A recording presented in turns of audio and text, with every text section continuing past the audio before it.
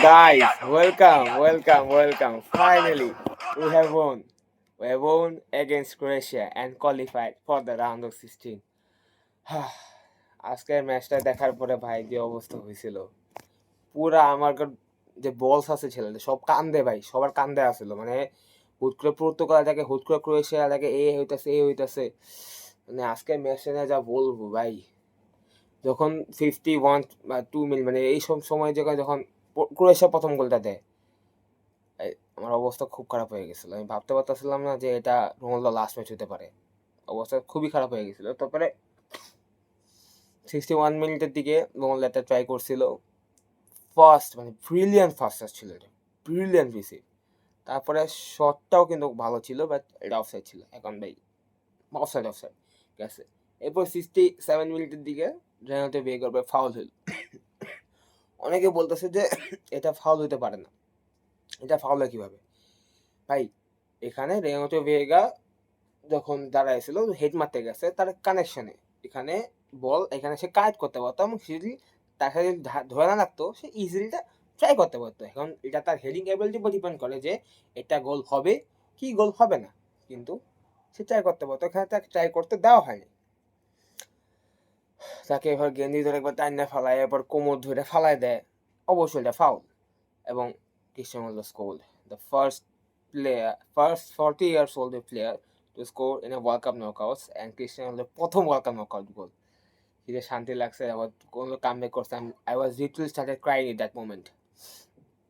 In the second time 90+4 মিনিটে যখন console Ramos গোল করে, ভাই রাফাল লেওয়ার পাসটা ছিল একটা মারাত্মক। ও হাসতে হাসতে যে পাসটা দিছিল, উফ! আর ওর হেডারটা পারফেক্ট টাইমিং, পারফেক্ট হেডার। কিন্তু এরপরে কি আমাদের শান্তি আছে? ক্রোয়েশিয়া দিয়ে দিছিল 90+13 মিনিটে গিয়া। কিন্তু ভাই এটা অবশ্যই একটা ক্লিয়ার অফসাইড ভাই। এখানে যারা বলতেছে যে অফসাইড না, আমি জানতে চাই তারা কি খেলা বুঝিস ভাই? তাকে আসলে খেলা বুঝিস যে কেমনে অফসাইড হয় না ভাই? এটা অবশ্যই অফসাইড। আচ্ছা তাও বুঝলাম এটা অফসাইড হইব না। এখন দেখ, যখন বলটা মারার পরে পুরো অফসাইড পজিশন দাঁড়ায় ছিল। এখন তো বলতেছে যে রেনাল্টো বিয়ে গায়ে লাগছে। রেনাল্টো বিয়ে গায়ে লাগার পরে কি বলটা 0.1% বলটা কি মানে টার্ন হয়েছে? বলটা কি কোনো ডাইরেকশন চেঞ্জ হয়েছে? তোরা আগে অফসাইডের নিয়ম শিখায়। যদি টিমের প্লেয়ারের গায়ে লাগার পরে বলের ডিরেকশন চেঞ্জ হয়, তখন এটা অফসাইড দিবে না, অনসাইড হবে। তার গায়ে লাগার পরে ডিরেকশন চেঞ্জ হয় না, বা সে এইটা ইচ্ছা করে গায়ে লাগায় না, এটা মিস্টেকলি গায়ে লাগছে, গায়ে লাগার পর আবার ডিরেকশন চেঞ্জ হয় না, এটা কেন অফসাইড দিবে না? এটা কিভাবে অনসাইড হয় ভাই? যেসব ছেলেরা মানে আমার সেসব বন্ধুরা ফেসবুকে বিভিন্ন পোস্ট দিতেছিল বা ইনস্টাগ্রামে স্টোরি নোটস দিতেছিল যে এটা অফসাইড না, তাদের প্রতি আমার একটা রিকোয়েস্ট ভাই, প্লিজ একটু নিয়ম দেখায়, অফসাইডের নিয়ম শিক্ষা কথা বলতে হয়। আচ্ছা এখন যদি সব গেল, এখন যদি আমার ম্যাচের ব্যাপারে কথা বলতে চাই, পর্তুগালের খেলা বেস্ট বলবো না। পর্তুগালের মিডফিল্ডে আজকেও সমস্যা ছিল। আজকে ব্রুনোরে ফলস 9 খেলাইছে। মানে রবার্টো, আমাদের পর্তুগালে যদি সবচেয়ে বড় সমস্যা, প্রথম সমস্যা রবার্টো মার্টিনেজ, সেকেন্ড সমস্যা তারা ক্রিস্টিয়ানোর সাথে কম্পিটিশন করে। তাদের টিমে মেইন স্ট্রাইকার, তাদের টিমের ক্যাপ্টেন, যে তাদের টিমটাকে হোল্ড করে রাখতেছে, সেই প্লেয়ার মানে টিমটাকে সব জায়গায় নিয়ে যেতেছে, সেই প্লেয়ারটার সাথে তারা কম্পিটিশন করতেছে, যেটা ভুলে উচিত না। আর রবার্টো মার্টিনেজ তো আছেই, ওর টেকনিক্স ফার্স্টে এত বড় একটা খারাপ ছিল। ফার্স্টে হাফ পর্তুগালের মিডফিল্ডারে খাইয়ে দিয়েছিল ক্রোয়েশিয়ার মিডফিল্ড। পর্তুগাল মেসি কিছু করতেই পারতেছিল না, ভিটিনা পারতেছিল। আর ভিটিনা তো একটা জিনিসই পারতেছে, ব্যাক পাস। ওর পিএইচডিতে খেলা দেখ ভাই, আর পর্তুগালে খেলা দেখ। এটা কিন্তু প্লেয়ারের সমস্যা নয়, সবচেয়ে বড় সমস্যা কার? ম্যানেজার। রবার্টো মার্টিনেজ আর টাকলা। ব্রুনো ফার্নান্দেজ খেলে ফ্রিডমলি, ব্রুনো কোনো ফ্রিডম নাই, ওটা কি করে ফলস সাইডে খেলাইছে ভাই, সবচেয়ে বড় সমস্যা। আরেকটা ভাই, পেড্রো কেন খেলাইতেছিস ভাই? পেড্রো কি আছে?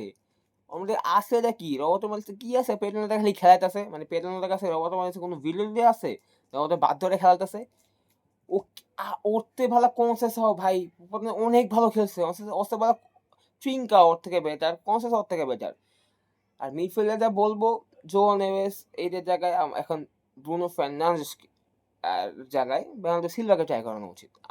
আমার যেটা প্রেফার করি, যেখানে বের্নার্ডো সিলভাকে ফার্স্ট হাফে নামায় দেখা উচিত, ট্রাই না করলে দেন বুনো ফের্নান্ডেজ। কারণ আর বুনো ফের্নান্ডেজ খেলানো হবে তার ফ্রিডমের মাধ্যমে, তাকে তারা ফ্রিডম দিচ্ছে না। রবার্টো মার্টিনেজ ট্যাকটিক্স অনুযায়ী সেই ফ্রিডম পাচ্ছে না, যার ফলে তার খেলা খারাপ হচ্ছে। আজকে লেয়াও খুবই ভালো গেছে, লেয়ার খেলা নিয়ে কোনো কথা নেই। আর ফুল ব্যাকস অলওয়েজ প্লেড গুড। আর ভাই ডিফেন্সটা অনেক সমস্যা আছে, এটা একটা সিম্পল ক্রস আটকাতে পারতেছে না। রুবেন ডিয়াস কি করতেছে, আমাদের কি করতেছে, এটা সিম্পল ক্রস আটকাতে পারতেছে না, এটা প্লেয়ারকে ডিফেন্ড করতে পারতেছে না। এই টিম নিয়ে ওয়ার্ল্ড কাপ জেতা খুবই কঠিন। স্পেনের সাথে যে আমাদের নেক্সট রাউন্ড 32-তে খেলা, দেখেন কুকাস নট অনলি কুক, দেখেন অনলি কিল হাস, তারা এত ভালো ফরমেশন থাকবে বা এত ভালোভাবে খেলবে। পর্তুগালের মিডফিল্ডকে যদি নিজে ফ্রিডম দেওয়া হয়, রবার্টো মার্টিনেজ যদি তাকে ফ্রিডম না দেয়, পর্তুগালের মিডফিল্ড কুক হয়ে যাবে, পর্তুগাল খেলাটা হারতে পারে। দেন প্রথম ভাই রবার্টো মার্টিনেজকে সবগুলি প্লেয়ারের সাথে কম্বিনেশন ঠিক রাখতে হবে, সবাইকে নিজের ফ্রিডম দিতে হবে।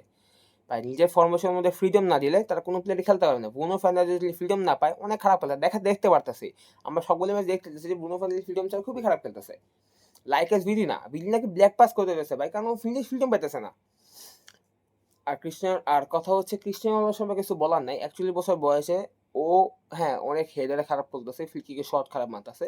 আমার কথা হচ্ছে ভাই 41 বছর বয়স, ও যে লেভেলে রাইট নাও হেড খেতেছে, এমনি ও headed player of most headed player of all time. ও নিজের ক্যারিয়ার শুরু থেকে শেষ পর্যন্ত হেড খেয়ে আসতেছে।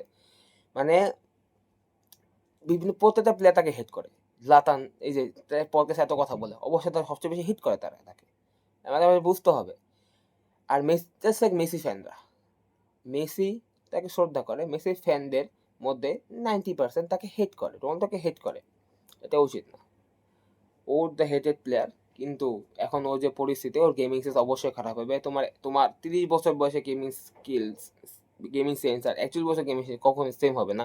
তারপর ও যেভাবে ডেলিভার করতেছে, he is the absolute GOAT, he is the greatest of all time, Cristiano Ronaldo, the greatest player of all time. আর আজকে পর্তুগাল জন্য একটা কষ্টের দিন হতে পারে।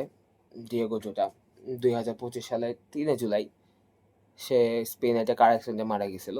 তো অবশ্যই আমাদের পর্তুগাল ফ্যানের জন্য এটা খারাপ অবস্থা, কারণ ও আমাদের টিমের জন্য অনেক ভালোভাবে পারফরমেন্স দিয়ে গেছে, অনেক ভালো প্লেয়ার ছিল। এবং আজকে আমরা দেখছি রোনালদো যখন নিজের man of the match, she was wearing number 21 in respect of Diego Jota. প্রত্যেকের হাতে একটা আর্মব্যান্ড থাকে যেখানে ডিয়েগো জোটা লেখা থাকে, মানে পর্তুগাল টিম তাকে খুবই রেসপেক্ট করে। এবং আজকের ম্যাচটা আমরা জিতছি ডিয়েগো জোটার জন্য। আজকের ম্যাচটা সম্পূর্ণভাবে ট্রিবিউট করা হয়েছে ডিয়েগো জোটাকে। যদি ডিয়েগো জোটা না থাকতো, আজকে ম্যাচটা আমরা নাও জিততে পারতাম। Rest in peace. একদিন এটাই বলবো যে পর্তুগালের খেলার মধ্যে ক্রোয়েশিয়ার খেলা আজকে অনেক ভালো হয়েছে। ক্রোয়েশিয়ার মিডফিল্ড লোকা মডরিচ অনেক ট্রাই করছে, অ্যাটাকাররা খুব ট্রাই করছে, কিন্তু এট দি এন্ড ভাগ্য ছিল পর্তুগালের কাছে এবং পর্তুগাল জিতে যায়। আজকে সময় ভাগ্য ছিল পর্তুগাল জিতছে, কারণ এত খারাপ মিডফিল্ড খেলছে আজকে, মানে মিডফিল্ড খারাপ আজকে না, প্রথম ম্যাচে মিডফিল্ড খারাপ খেলতেছে। মিডফিল্ড ফ্রিডম দিতে হবে, ওয়ার্ল্ডের বেস্ট মিডফিল্ড ছিল, কিন্তু ফ্রিডমের অভাবে অ্যাকচুয়ালি ভালো খেলতে পারতেছে না। যাই হোক, টিউসডেতে আমাদের রাউন্ড অফ 32 খেলা। Let's pray for us. আশা করি আমরা স্পেনকে ন্যাশনাল লিগ 2025-এর মতো হারায়া কোয়ার্টার ফাইনালস উঠতে পারবো, যেখানে ওপেন হতে পারে Belgium. Let's see what's happen. দোয়া করি রোনালদোর জন্য, দোয়া করি পর্তুগালের জন্য। Let's see, সায়োনারা।